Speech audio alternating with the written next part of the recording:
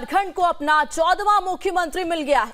विधानसभा चुनाव में प्रचंड जीत दर्ज करने के बाद हेमंत सोरेन ने आज सीएम पद की शपथ ले ली है। हेमंत सोरेन ने चौथी बार राज्य की कमान अपने हाथ में ली। सोरेन के शपथ ग्रहण समारोह में शामिल होने के लिए लोकसभा में नेता प्रतिपक्ष राहुल गांधी, कांग्रेस अध्यक्ष मल्लिकार्जुन खड़गे, बंगाल की सीएम ममता बनर्जी, आप संयोजक केजरीवाल, अखिलेश यादव, कर्नाटक के deputy CM D K Shiv Kumar समेत इंडिया ब्लॉक के अन्य नेता मंच पर पहुंचे। मैं अपना नाम बोला। हेमंत सोरेन सत्य निष्ठा से प्रतिज्ञान करता हूं कि सत्यनिष्ठा से प्रतिज्ञान करता हूं कि विधि द्वारा स्थापित भारत के संविधान के प्रति मैं विधि द्वारा स्थापित भारत के संविधान के प्रति सच्ची श्रद्धा और निष्ठा रखूंगा। मैं भारत की प्रभुता एवं अखंडता अक्षुण्ण रखूंगा। मैं झारखंड राज्य के मुख्यमंत्री के रूप में तथा मैं भय या पक्षपात, अनुराग या द्वेष के बिना सभी प्रकार के लोगों के प्रति संविधान और विधि के अनुसार न्याय करूंगा। और इसी के साथ हमारे संवाददाता राजेश तोमर हमारे साथ जुड़ चुके हैं। राजेश जी, झारखंड को अपना 14वां मुख्यमंत्री मिल गया है, शपथ ग्रहण हो चुका है और अब सवाल यह कि मंत्रिमंडल का विस्तार कब होगा?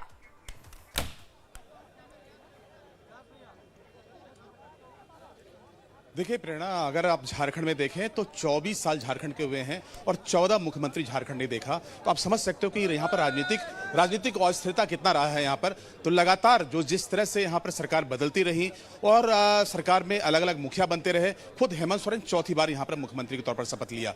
ये पहला मौका है जबकि उन्होंने प्रचंड बहुमत के साथ में सरकार बनाने के लिए एक बार फिर से 2024 में वो यहाँ पर मुख्यमंत्री के तौर पर शपथ लिया। देखिए 2019 के चुनाव हुए थे और हेमंत सोरेन की जब वापसी हुई थी तो काफ़ी कुछ उनको संघर्ष करना पड़ा था और उसके बाद उन्होंने आज शपथ लिया है। तो 5 साल के कार्यकाल के बाद जनता ने उन्हें अलग अलग मुद्दों के आधार पर वापस एक बार फिर से सत्ता में भेजा है। बड़े जन अपेक्षाओं के साथ एक जन नेता के तौर पर यहाँ पर शपथ लिए।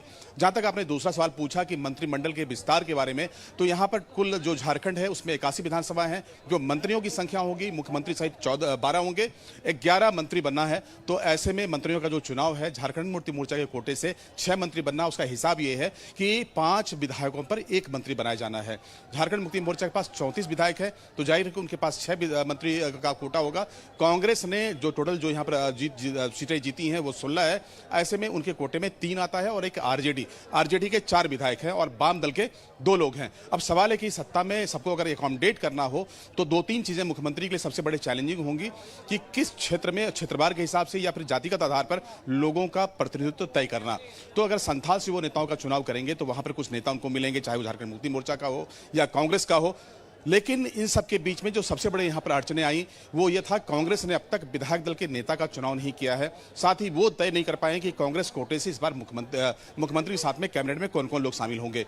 कांग्रेस की तरफ से इनसे आग्रह किया गया था मुख्यमंत्री से कि आज का जो ओथ सेरेमनी है उसमें कांग्रेस के मंत्री कोई भी हिस्सा नहीं ले पाएंगे क्योंकि उनके नामों पर अंतिम मुहर लगना बाकी है। तो ऐसे में आरजेडी जिनके तरफ से लगभग होमवर्क पूरा हो चुका है, उनको भी आज शपथ ग्रहण समारोह से दूर रखा गया। नहीं तो पहले की जो योजना थी कि आज ही मुख्यमंत्री के साथ में इनके तमाम कैबिनेट के जो मंत्री हैं उनको शपथ लिया जाना था। तो अब फिलहाल थोड़ा सा इनको एक्सरसाइज करना होगा। खासतौर पर कांग्रेस खेमे में गठबंधन की सरकार है, इंडिया गठबंधन की सरकार है, सबको साथ में लेकर चलना है। तो मंत्रिमंडल के गठन में थोड़ा सा विलंब होगा और उनके जो शपथ ग्रहण समारोह है वो बाद में होंगे।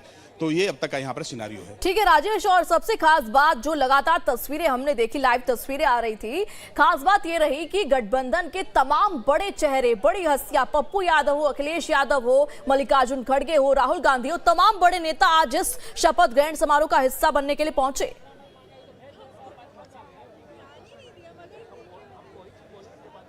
देखिए, बहुत ही ऐतिहासिक क्षण था झारखंड के लिए।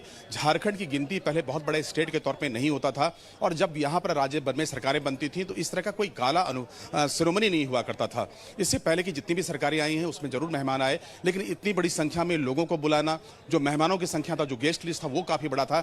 इंडिया गठबंधन ब्लॉक के तमाम बड़े नेताओं को यहाँ पर बुलाया गया था। तो एक तरह से ये ऐतिहासिक मौका था जब झारखंड में तमाम बड़े नेता जुटे। देखिए, इस पूरे महाजुटान के पीछे एक और मकसद था। अगर आप इसी चुनाव में देखें तो महाराष्ट्र में इंडिया गठबंधन को बहुत बुरी तरह से शिकस्त मिला। हरियाणा में इंडिया गठबंधन के लोगों ने चुनाव वहां पर हारा। तो ये झारखंड में हेमंत सोरेन ने इनको एक काउज दिया, मुस्कुराने का एक इन्होंने मौका दिया है। तो जाहिर है कि तमाम नेता यहाँ पर बैठे, तमाम नेता साथ में रहे और आज कहने को वो उत्साहित थे, उनके अंदर में कॉन्फिडेंस होगा। अगर हम इसे राजनीतिक नजरिए से देखें, तमाम नेता मौजूद रहे, ममता बनर्जी से लेकर डीएमके तक हर नेता इस वक्त बड़ा चेहरा मौजूद रहा। तो ये किस तरफ इशारा करता है? एकजुटता।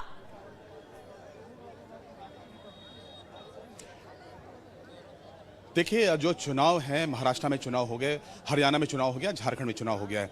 चुनाव जो अब आगे होना है वो बिहार में होना है अगले साल।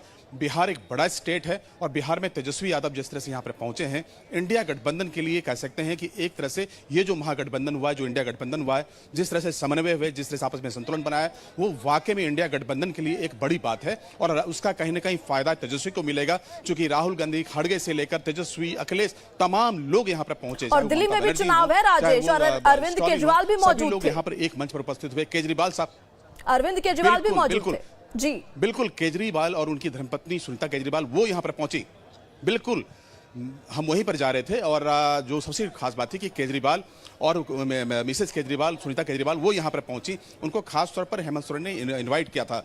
जब हेमंत सोरेन दिल्ली पहुंचे थे उनको इनवाइट करने के लिए, तब कहा था कि केजरीवाल कहा था कि उन्हें जेल में डाल दिया गया था, एक मुख्यमंत्री इनको भी जेल में डाल दिया गया था, ये वापस आए हैं, सत्ता में वापस आए हैं, तो उन्होंने इशारा किया कि हम भी जेल से बाहर आए हैं और भाजपा के लिए बड़ी चुनौती होगी। कुल मिलाकर केजरीवाल जिस तरह से यहाँ पर पहुंचे, बिहार में चुनाव होना है, दिल्ली में चुनाव होना है, ये मंच कल के तारीख में एक बड़ा संकेत देगा, बड़ा संदेश देगा, क्योंकि तमाम विधायक, तमाम बड़े नेता एक मंच पर एकजुट हुए। यहाँ पर झारखंड में ये मौका काफी ऐतिहासिक था। हेमंत सोरेन ने जो इतिहास लिखे, एकजुटता का इतिहास लिखा है, वो अगर वाकई में दिल्ली में काम किया और खासतौर पर जो योजनाएं हेमंत सरकार ने शुरू की थी, मैया योजना, वो बड़ा हिट कार्यक्रम रहा। उसके बदौलत जो महिलाओं ने वोट डाला है, वो केजरीवाल के लिए कहीं ना कहीं एक इशारा होगा कि जो सरकारी कार्यक्रम होते हैं, वेलफेयर कार्यक्रम होते हैं, उसका बड़ा फायदा मिलता है। तो जाहिर है कि एक बड़ा उनके लिए एक संदेश भी है इस मंच से।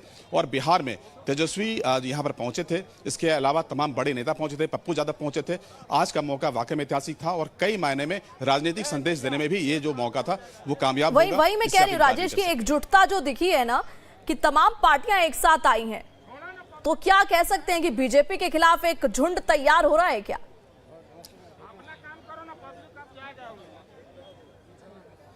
देखिए, ये झुंड पहले से तैयार था, लेकिन इस झुंड में कई बार फूट पड़ी। आपने पुराना इतिहास देखा होगा कि जब महागठबंधन जब बनाए जा रहे थे, जब तीसरा फ्रंट बनाया जा रहा था, तब राहुल गांधी, ममता बनर्जी में थोड़े डिफरेंसेस हुए। उसके बाद जो बड़े नेता थे, नीतीश कुमार पहले इसी फोल्डर में थे, उन्होंने इंडिया का कॉन्सेप्ट दिया था। नीतीश कुमार इससे आगे चले गए, बीजेपी को बड़ा फायदा हुआ और लोकसभा में चुनाव में बीजेपी सत्ता में वापस चली गई।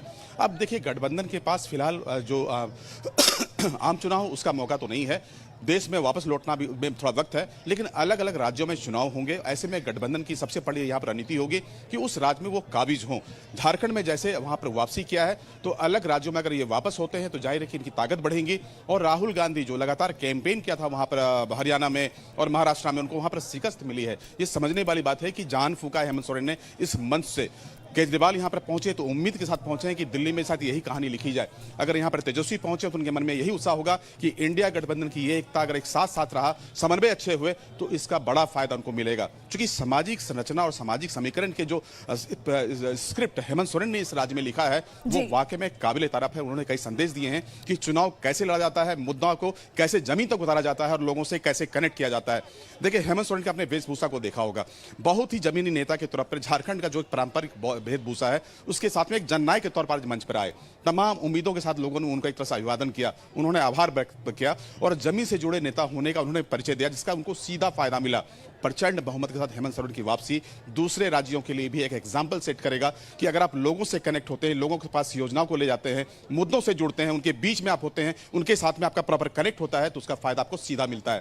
क्योंकि भाजपा के नेताओं ने यहीं पर चूक की थी और उसके हार का बड़ा वजह था कि बाहर के नेता यहां पर कैंपेन करते रहे, लोगों से जुड़ाव नहीं स्थापित कर पाए और जो आपसी जो कनेक्ट था जब वो कम हुआ, उसका भी नुकसान भाजपा को उठाना पड़ा। तो कई मायने में जो आज का समारोह है उसके कई कहानी है जो अलग अलग समय पर आपको उसको दिखेगा, इसका रिफ्लेक्शन।